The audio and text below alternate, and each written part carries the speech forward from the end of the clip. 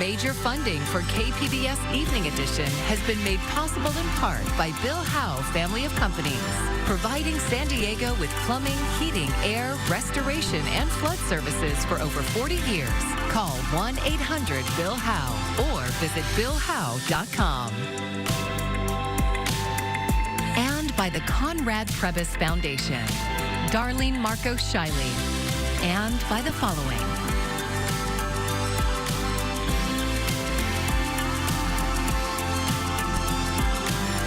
And by viewers like you. Thank you.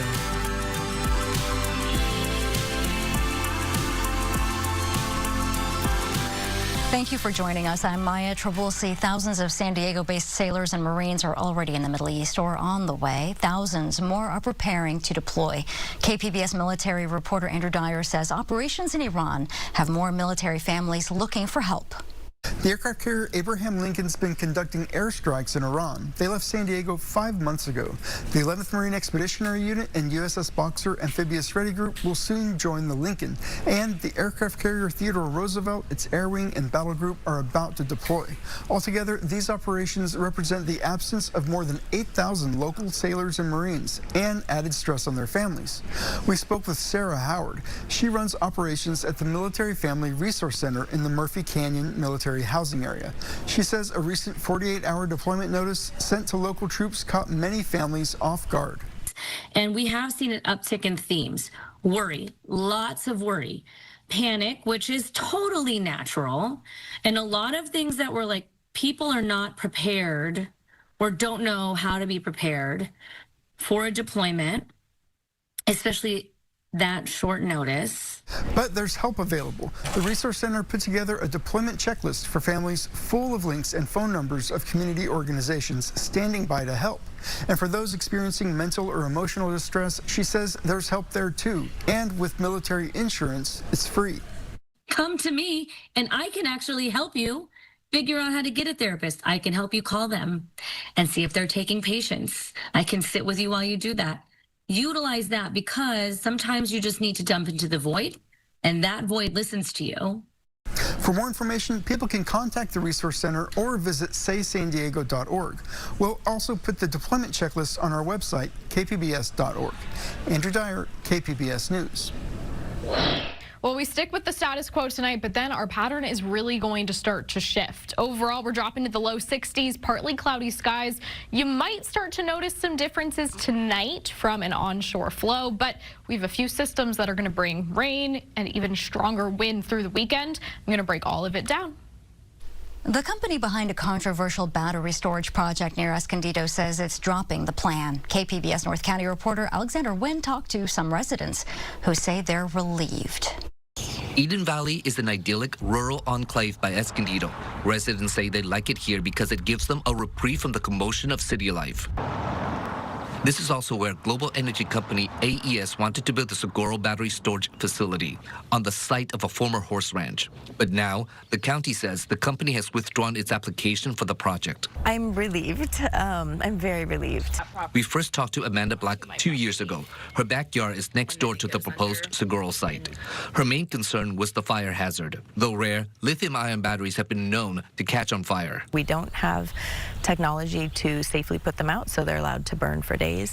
We were told that we would need to shelter in place with doors and windows shut, turn off all air conditioning or air systems, and it gets to be 100 degrees in this valley. In a statement, AES says it is prioritizing other projects. We remain committed to advancing projects that can provide the safe, reliable, and affordable power needed to strengthen the region's electric grid and generate meaningful economic benefits locally. AES originally chose the site because it was near the SDG&E Escondido substation, so that energy from the battery facility can feed into the grid without long overhead transmission lines. But it would need an easement from Palomar Hospital. Palomar denied the easement in part because of the fire concerns. Black thinks that was the final nail in the coffin. It never made sense to have such a large facility in our neighborhood with homes on all four sides. The question now is, what's going to happen to this property? It's still listed for sale. It's somewhere to say they want to see it become a horse ranch again.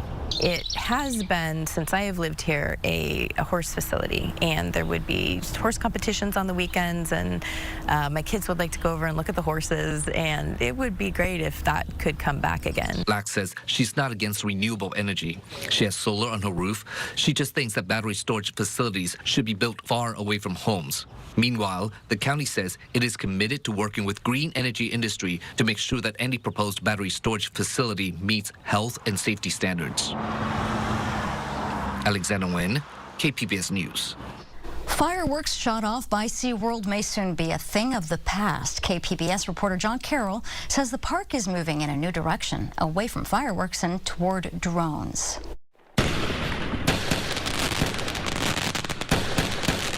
SeaWorld has been lighting up the sky with fireworks since 1968. But after years of complaints from pet owners in the area and more recently litigation against the park, SeaWorld is changing course. It's a very different experience, but it is a very dramatic experience, especially when you go to that scale of a drone show. San Diego City Council President Joe LaCava has been nudging SeaWorld away from fireworks since he took office. The scale he's talking about is what SeaWorld is planning for, a show that will feature 1,000 drones. But first, the park must get over one critical hurdle. This only requires a coastal commission permit to be able to do this. The city doesn't need to formally weigh in on this. And I do want to mention that this is going to be also a big deal for the Coastal Commission, because they've never weighed in on a major drone show that it's going to happen night after night at this scale in the coastal zone. SeaWorld didn't make anyone available for an interview, but in a brief statement, Park President Tyler Carter talked about creating memorable moments for guests. He said they're excited about drone technology and that it's a natural evolution for the park to innovate and elevate the guest experience. They explode the fireworks over a section of Mission Bay, over the water itself. That's it, right over there. That little shack on that barge between Fiesta Island and SeaWorld. That's where SeaWorld has been shooting off fireworks for decades now. What you can't see below the surface, according to Coastkeeper, is an environmental mess. When the fireworks discharge, there's a lot of debris that falls into the water. That includes chemicals, cardboard, plastics, wiring, you name it. And there's the sound, frightening to pets on shore, hazardous to marine life. There's definitely a risk that it's affecting sea lions and seals that are in the vicinity. It also, we know, negatively impacts the bird life that's in Mission Bay. But now, LaCava says after years of discussions, brighter days or nights are ahead. This is going to be that fundamental change that everybody's been asking for, that SeaWorld's committed to, and really should be a game changer of us here in San Diego and for Mission Bay. LaCava says if the Coastal Commission gives the okay next week, SeaWorld plans to roll out their new drone show in mid-May. John Carroll, KPBS News. I'm Amna Nawaz. Tonight on the NewsHour, the fragile ceasefire holds between the U.S. and Iran as Israel says it's ready to begin direct talks with Lebanon. That's at 7 after Evening Edition on KPBS. The attorney and family of a man hospitalized following a shooting involving federal agents in Stanislaus County says they are not receiving updates on his condition. As Maricela de la Cruz reports, they believe ICE was working off bad information. This is the moment ICE says agents tried to stop Carlos Ivan Mendoza Hernandez in Patterson. Video shows his car backing up as agents draw their weapons. Then, the car drives over the median into oncoming traffic. His attorney is now criticizing how that stop was handled. The officers there clearly weren't trained how to do a proper traffic stop. It created a dangerous situation for everybody. So I'm not putting that on them as much as on their training. A day after the shooting, his fiancée says she believes his actions were driven by fear. I believe yesterday his reaction is coming from fear. They also say Mendoza has not had any criminal encounters in the U.S. since moving here around 2019 or 2020. While they initially believed this could be a case of mistaken identity, they now acknowledge he was previously accused of murder in El Salvador and acquitted in October of 2019. You cannot possibly have a warrant out for his arrest in Salvador. That is a complete misstatement. His attorney, Patrick Koleshinsky, also believes a recent traffic stop for a cracked windshield may have led agents to him. Meanwhile, his family says they're still searching for answers. I understand they want to look for people. I understand they want to make this country better, as they mentioned. But in reality, they are impacting families. In this case, it's my family. The biggest concern right now, his condition. They say they have not been able to see Mendoza or get information about his status. Adding to the confusion, it's still unclear who is holding Mendoza. My understanding is at the moment is that immigration is not the agency that is detaining him. And he does have rights to keep himself from being removed. There are different paths that he can pursue. The FBI, which is leading the investigation, says all actions will be reviewed. As his family waits, they fear how this case could unfold. I have seen the cases from previous situations that happened in the whole country. I know they will find a way to make him be the person responsible, right? I feel like there's only ways for them to excuse what happened. Right now, Mendoza's immigration status isn't clear. It's not known if he overstayed a visa or entered the country unlawfully. Analysis of prescriptions written in emergency rooms suggests fewer pregnant patients are taking acetaminophen, the active ingredient in Tylenol. As Maribel Gonzalez reports, this follows comments from President Trump in September. From not being able to eat certain foods to limiting caffeine, pregnant women already deal with a lot of restrictions. But after a White House announcement late last year, some are questioning whether a common pain reliever is safe to use while expecting. Tylenol during pregnancy can be associated with a very increased risk of autism. Late last year, President Donald Trump linked autism to acetaminophen use during pregnancy. I would say on the Tylenol, don't take it. This despite decades of evidence from major medical associations, including the American College of Obstetricians and Gynecologists, saying acetaminophen is the only safe over-the-counter option for treating pain or fever for pregnant people. Things like ibuprofen or Aleve, that is not recommended in pregnancy because of bleeding risks and other possible complications. In the months after the White House announcement, acetaminophen orders for pregnant patients in U.S. emergency rooms were down 10%, according to a March 2026 study published in The Lancet. If I want to help a patient who is pregnant and they have fever or pain, I'll tell you, I'm reaching for acetaminophen first because it's the safest of the options. The study was led by Dr. Jeremy Faust, an emergency physician at Brigham and Women's Hospital in Boston. People who are experiencing pain or a fever deserve safe treatment. The doctor says not reducing a pregnant person's fever could lead to other issues. The message that was proffered was, well, don't take it just to be safe, on the safe side, and actually that doesn't really work here. And the reason is that untreated fever itself could be a problem for the fetus. Now, it's important to note that the study does not specify whether patients declined to take Tylenol or if it was the doctors who prescribed it less. Reporting in Los Angeles, I'm Maribel Gonzalez. Rising costs can be a sensitive subject during a time when everything seems to be getting more expensive. You can add public transit fares to that list. As we all know, the cost of doing business, cost of our household budgets, everything else has gone up. And it's gone up for transit, too.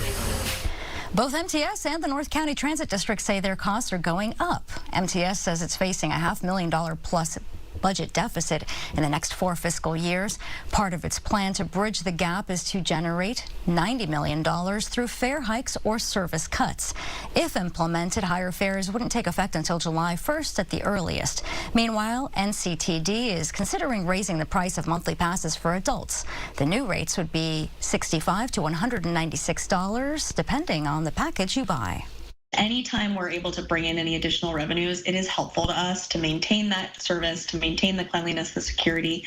We can free up some of the resources that we might otherwise not be able to use on a bus bench to be able to put more of those out in the system. But really, this will help us provide a better customer experience for all of our riders. The NCTD board will review those proposals next Thursday. If approved and signed off by SANDAG, the new fares could take effect by the fall. The Fleet Science Center in Balboa Park is celebrating humanity's return to deep space with Artemis Week. KPBS reporter Katie Hyson explored the event's takeoff. Busloads of children poured into the Fleet Science Center Thursday morning. They swarmed around real moon rocks, personal items from the Artemis 2 crew, models, and interactive simulators. We're going up to the pad's surface. Adeline Morgan-Roche is one of the visiting NASA guides. She says she's loved seeing Artemis 2 get people excited about space exploration again. We're the Artemis generation. We're in the golden age of space exploration. You know, we want them to be inspired and to be a part of this. Jack is 2.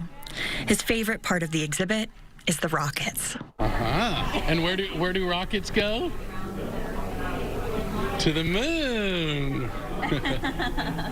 Patrick Brogan is Jack's dad. Just wanted to be experienced and get into science and start learning and be intrigued. Artemis Week will continue at the Fleet through Saturday. Katie Heisen, KPBS News. Well, spring sports are in full swing. Being part of a team not only helps physical health, but it also teaches children and teens how to work together, win or lose. Mandy Gaither has more on how parents can help kids learn important life skills.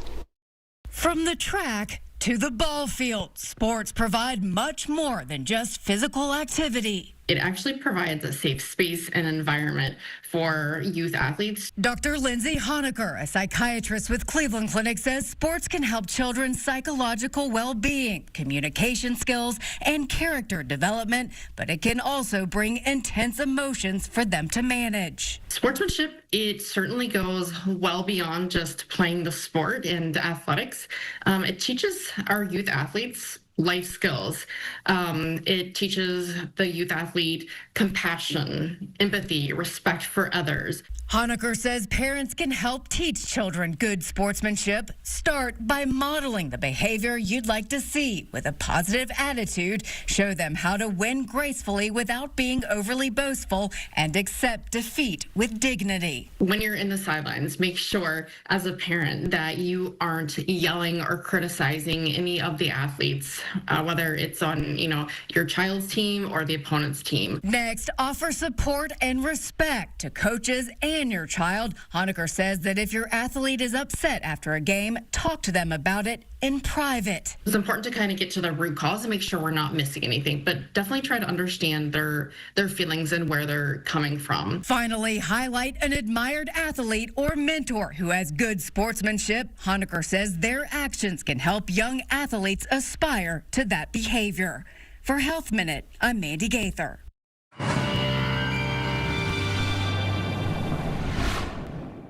Well, we have a few new storms that are going to be moving in, really shifting our pattern through the weekend. First, we have a cooling trend. You're going to start to notice that as we head into tomorrow, but gusty wind and rain chances are going to be the other and probably maybe even more noticeable impacts here. And this really actually continues even into the start of next week. So let's break down exactly what to expect, starting with tonight. So you'll see we have a few clouds really across the entire area as we start to see that moisture moving in. Temperatures in the 60s, upper 50s for Escondido, 63 for San Diego. We look towards Mount Laguna. We are in the mid 40s. We look ahead to tomorrow. Well, take a look. The clouds stick around. 80s for Borrego Springs, 50s in Mount Laguna, 70s along the coast from Oceanside to San Diego and down to Chula Vista. Let's talk about the pattern change that I'm talking about. So first, late tonight through Sunday, we have an area of low pressure moving in.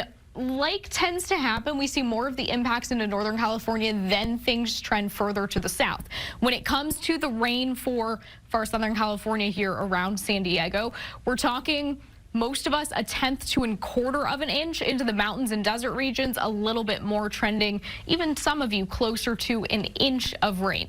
Nothing crazy, but just be ready for it. The umbrella, the rain jacket, have it on standby through Sunday for this system, but then there's more where that came from.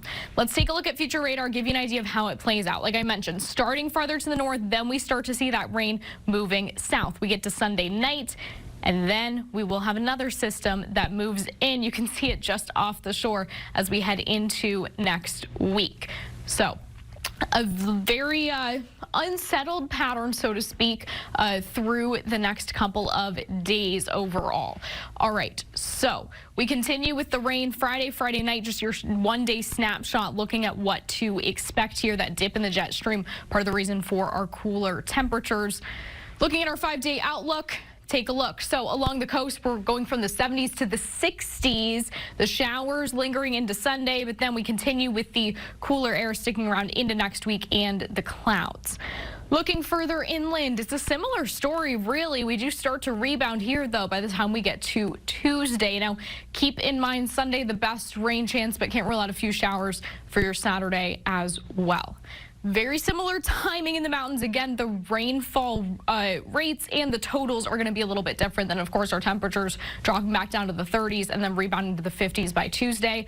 Into our desert regions, 80s down to the 60s, back up to the 80s. That tends to be what happens in our desert regions, and then be prepared for that rain again for the weekend. For KPBS News, I'm AccuWeather's Anna Azalian.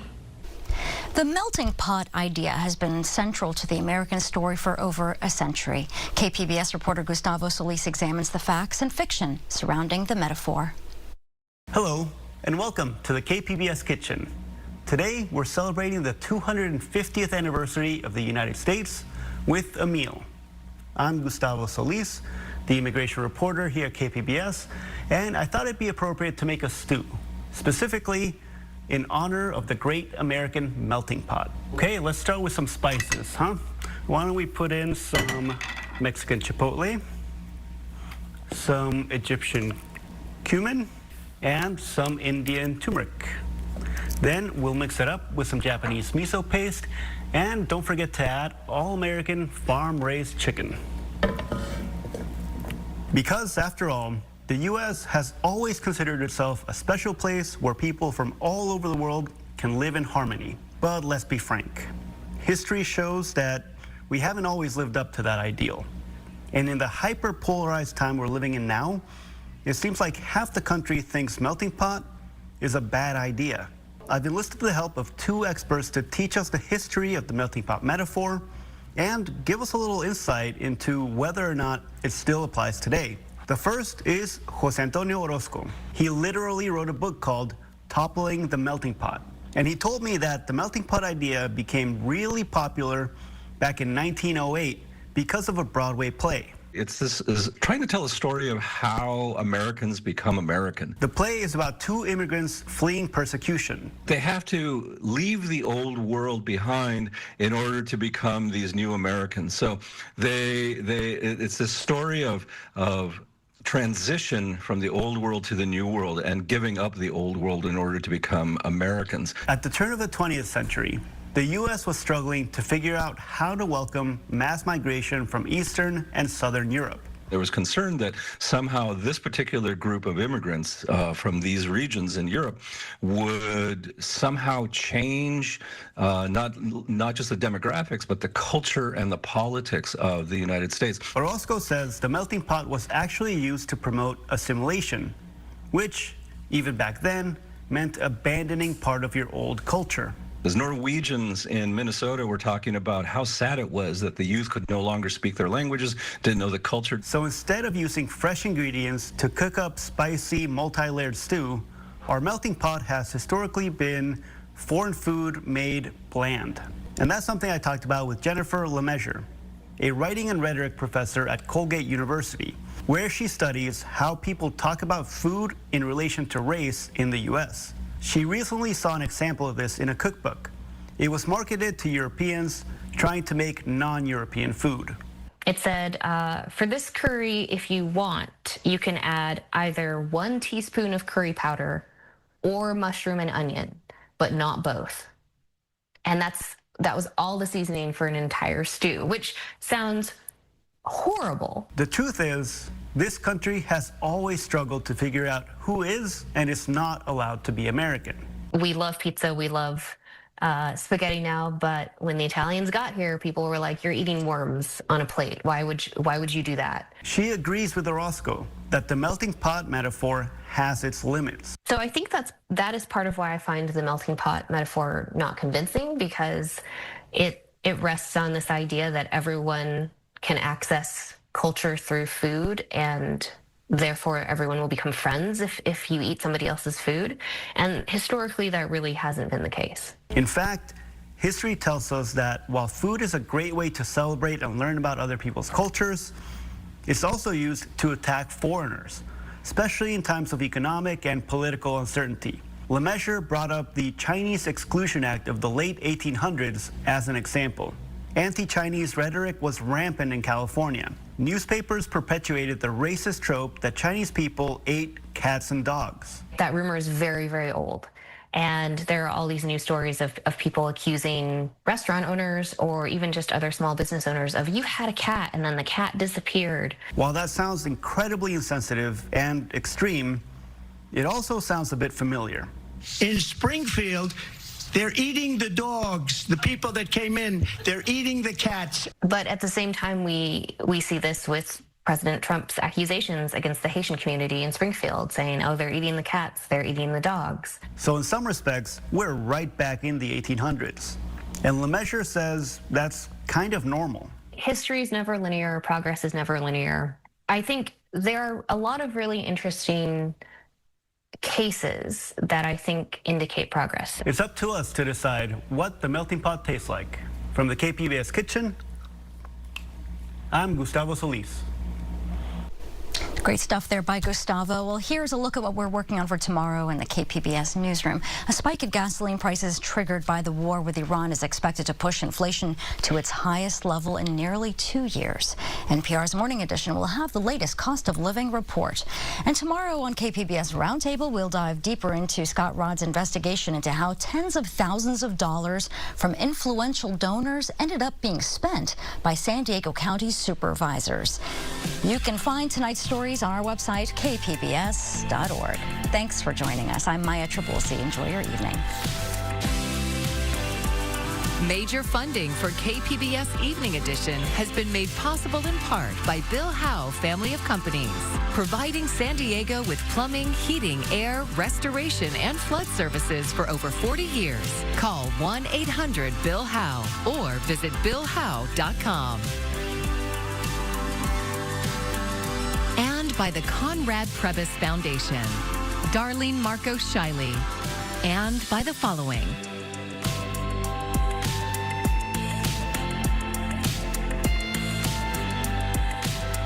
And by viewers like you. Thank you.